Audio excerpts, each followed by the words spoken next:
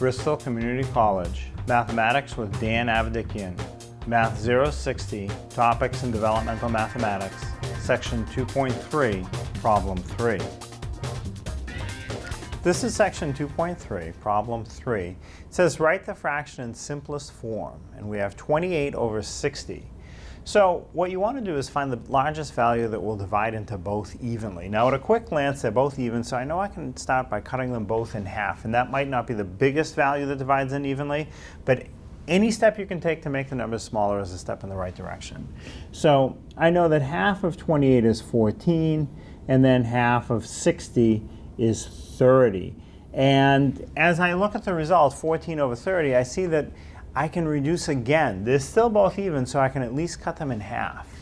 Half of 14 is 7, and then half of 30 is 15.